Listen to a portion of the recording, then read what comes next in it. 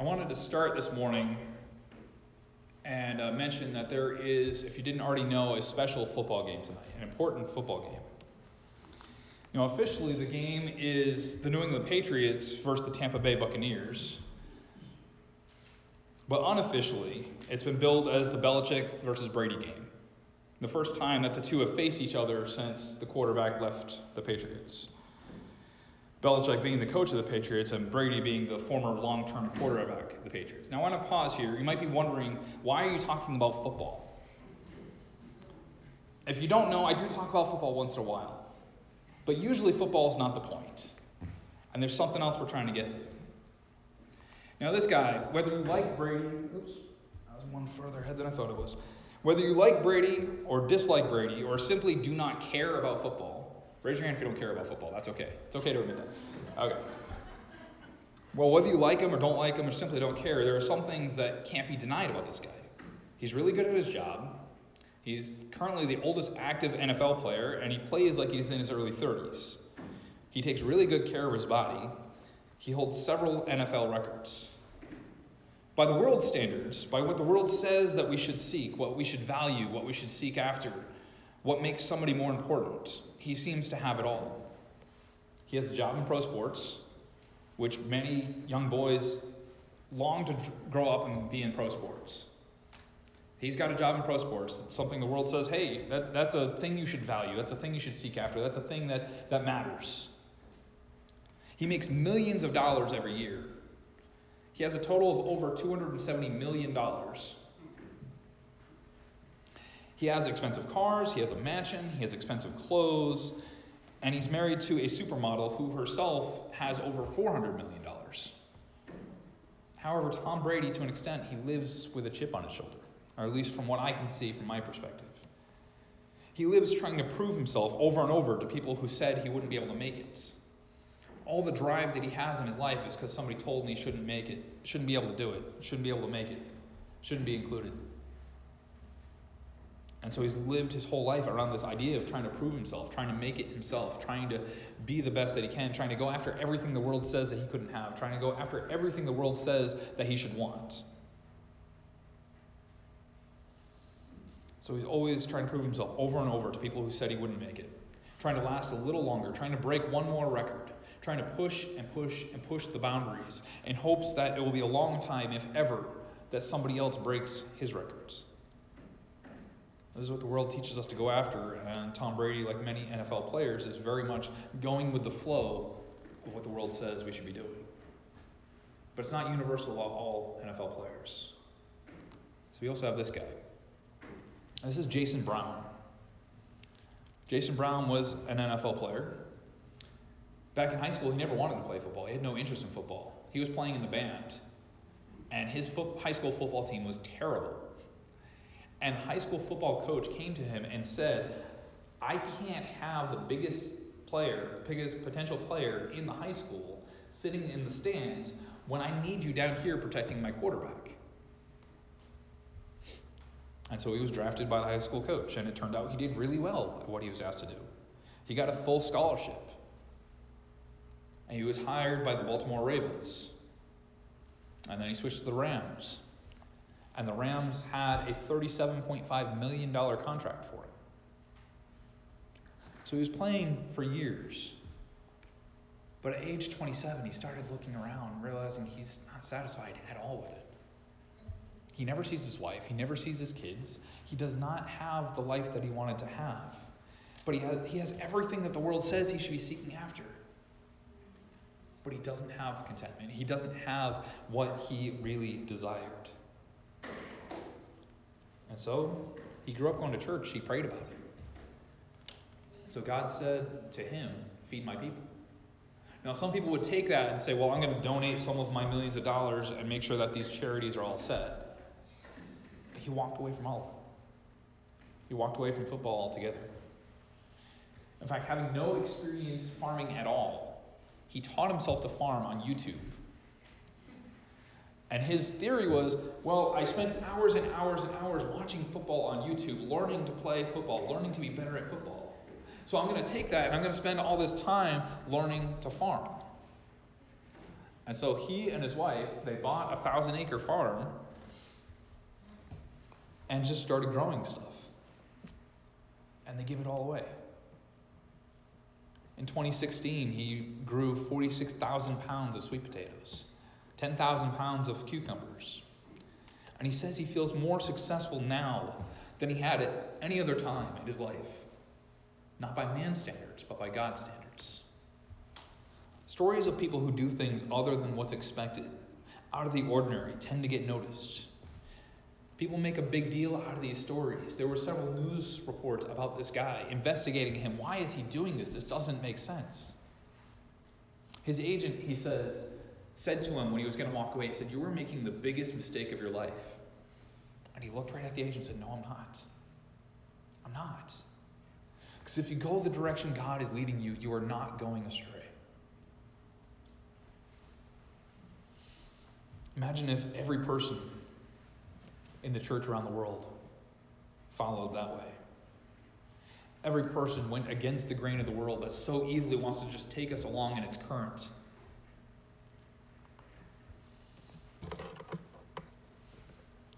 See, Jesus does things that go against the grain of what many consider normal. He goes against the normal flow of things. He goes against the way that the world usually goes. He goes against and teaches against the things that the world would normally desire and value and treasure. And he goes a completely different direction. And that's what our series that's starting today is going to be about ways that Jesus goes a different direction and teaches us to go a different direction as well. Because he doesn't intend to do this alone. He doesn't intend to be the one person going the opposite direction. But he invites us to follow him in it. He breaks the path and has us follow in his wake. See, he invites us, both as individuals and as members of a church family, to live lives that run counter to what this world expects. In our passage this morning, the Pharisees are trying to trap him again. It was Mark chapter 10, verses 2 to 16. They're trying to trap him. When they try to trap him, when any of these people try to trap him, usually what's happening is a lot like this. They brought up a controversial topic that they thought, no matter how Jesus answers, he's going to offend somebody. There's going to be some group of people that are going to decide they're not going to listen to what Jesus says anymore because he doesn't agree with what I'm saying.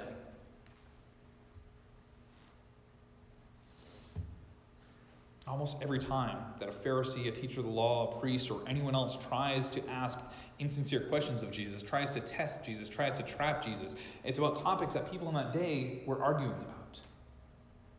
That people in that day was the hot button topic. Maybe it was like us arguing about COVID.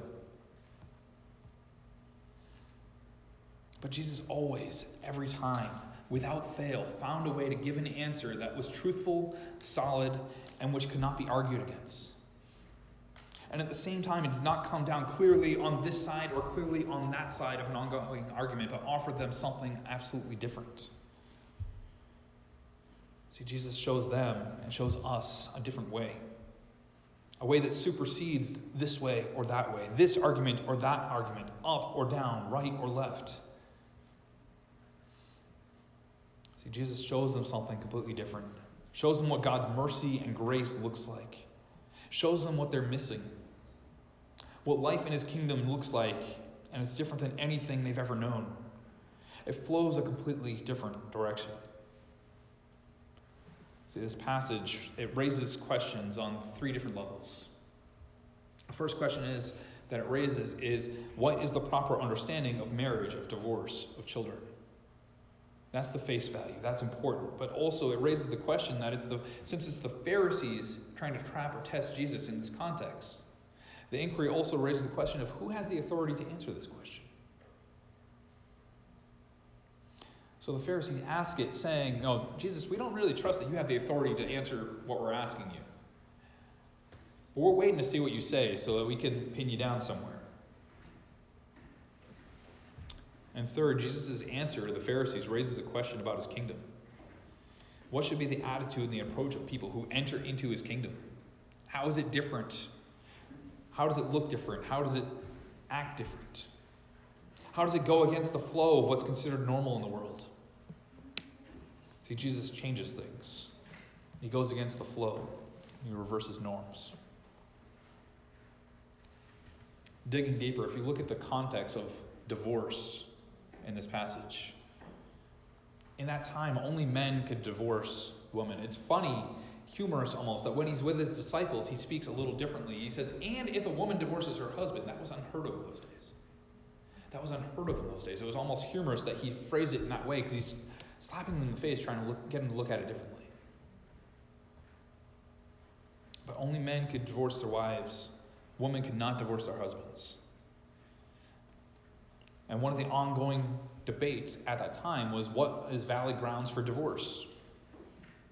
One side of the debate said just infidelity. One side of the debate said literally anything. Literally anything. A wife could receive a note with a name on it, just a scrap of paper with a signature. And it leads to whatever the man wants, and a terrible situation for the dismissed wife. Could be over a burnt meal. Could be, oh, I don't like you as much as I like that other woman down the street now. It could be literally anything. And the woman had no say in it.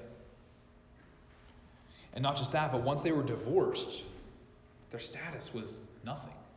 They lost the dowry. They lost the bride price that they brought from their family to contribute to this marriage. They lost that. That was all they had. That was the only inheritance they had. And the husband got to claim that. They had no land, no home, no income, and they were often forced to live on the streets and steal or prostitute themselves just to be able to eat. But when Jesus answers, he changes the conversation. He doesn't talk to them just about divorce. He turns it around and says, let's talk about marriage.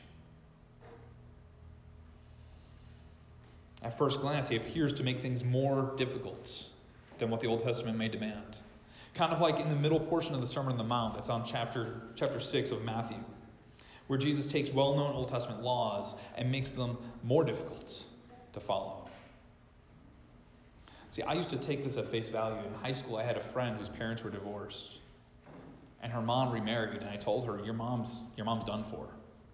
Your mom's done for, because she remarried, and she committed adultery, and there's no coming back from that. And that was how I took that. But I was missing the grace in what Jesus is saying here. See, part of what Jesus is saying is that if you're relying on laws for your righteousness, then you will fail every single time. It doesn't matter how hard Jesus makes it. He's pointing out the fact that even if I didn't make it harder, you're not going to do it by following the law. You will not find righteousness through following the law, through this list of do's and don'ts. So what is he saying here? Well, it looks like Jesus is making the law harder to follow. If we look closer, there's something else going on. See, they came to him talking about divorce, and he responded by talking about marriage. They came to him talking about something falling apart, and he responded by talking about something that is made whole and lasting. They came to him with what was the right and realm of men, and Jesus changed the conversation. He raised the status of women, and in his response, he put them on equal footing with men. The point of the first passage isn't to say that divorcees should never remarry, although ideally marriages would never fall apart in the first place. It's not saying that they are stuck alone and loveless for the rest of their lives, especially in his context where the woman had no say in it. The point isn't about the rules and the checklist. The point is about the relationships, about healing, about lifting the status of the hurt and the marginalized, for in his kingdom they will be first. Jesus is saying that if we're debating about when and where and how is okay to get divorced, then we're missing the point. There was a time in church history, there was a time in the history of our denomination where if somebody was divorced, they were excluded, they were shunned. You don't talk to them. They did something horrible. But Jesus has grace. Divorce in that time, in Jesus' time and culture, was about power. It was about one person getting everything they want on a whim, while the other is cast out on the streets. And we're taught that we should value marriage, not so that we can tear down those who get divorced, but so that we can strive for equality, so that we can strive for relationships, and we can strive for wholeness in seeking where God would lead us, so that our marriages, our relationships might be an example to others of our relationships with God, our relationships with church family. of the relationship between Jesus and his Father. But then he goes on, he has this passage about children. Now, children in that day were annoyances. They were to be ignored, excluded, marginalized. They were presumed to be unclean, both literally and ceremonially. They were not supposed to be allowed near such great and influential teacher as Jesus. And Jesus was not supposed to pay attention to them. Jesus was not supposed to be interested in them. At best, they could watch silently from the edge of the crowd, because they're not really going to understand it anyway. They're not really going to get anything out of it anyway. But they need to be silent and standing on the edge and paying attention. And maybe someday they might grow up to be a good enough person to be able to hear Jesus. Maybe someday they might grow up to be a good enough person to be blessed by Jesus. That was how they thought of things. But what does Jesus do? He invites them in. He brings them close. He lays his hands on their head in blessing and ordains them to a life of ministry in his kingdom. Children ordained to a life of ministry. That act of laying hands on a head is very specific in the New Testament. What he's doing here isn't just, well, God bless you, God bless you, God bless you. He's ordaining them to a life in his kingdom. A life of loving and serving others. Here again, Jesus goes against the typical flow of the world. I'm curious this morning, have you ever felt powerless and broken down? Like a divorced woman in Jesus' day. Have you ever felt ignored, left out, and insignificant? Like the children who were told to go away. That is the message of the world. That is the brokenness of the world showing up in your life when you hear that message. If you feel that way today, or if you felt like that at some point in your life, I have some good news for you. Jesus worked against the norms of the world. He created a new way. He says, yes, you too are invited. You too are offered grace and relationship, forgiveness and redemption. And he leads his body, the church, to also work against that which causes pain, separation from God, and destruction, to stand in contrast, to go against the flow. Jesus holds up relationship with God and with our church families and with our own families and with our spouses over separation. And he invites us into a wholeness that is not possible without him. What's more, he paved the way through his death and resurrection for the invitation to be open to anyone. The people in the world around us are separated from God, divorced from that relationship through no choice of their own. Now, you might catch me here. You might say, Pastor, what do you mean through no choice of their own? Now, some might say that each person is responsible for their own sins and their own choices. But while personal sin is a choice, personal sin is also a symptom. It's a symptom of the inclination towards walking away from God, inborn within us by the brokenness of the world. The broken relationship between God and humanity brought on by Adam and Eve's choice to turn away from God. So these people in the world around us, like a divorced woman cast out in the streets in Jesus' time, they're stealing and they're prostituting themselves to get by, to go along with the flow of the world around them because they have no strength to fight the current. Jesus says, I'll stand in the current. I'll go ahead of you. Follow in my wake. See, these are God's children too, and they don't even recognize it. They're his children, and Jesus says, yes, bring them in too. For the kingdom belongs to such as these. Bring them in and give them a seat at the feast, at the table that he sets. So whether this is new to you today, or if you've ever been the excluded, or whether you've been taking part in Christ's kingdom and sitting at his feast for years, he invites you to the table. He invites you to find grace here as we gather around it together. Because he goes against the flow. And this represents the ultimate example of Jesus going against the flow. A king who had literally everything, who had created literally everything. A king who could demand our death on a whim, let alone casting out a wife. Did not follow in the ways of the kings of the world, but came down to earth so that we might have a way back to him. He gave up what he had rather than giving up us. And that's something that we remember as we gather around this table. We remember what Jesus did for us. We remember his death, his resurrection. We remember that he is with us as we gather here, and that he is to come again.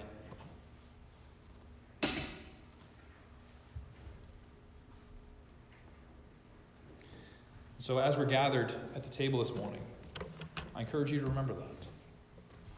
What are the ways in your life that you have gone along with the flow? What are the ways in your life that Jesus is inviting you to something different?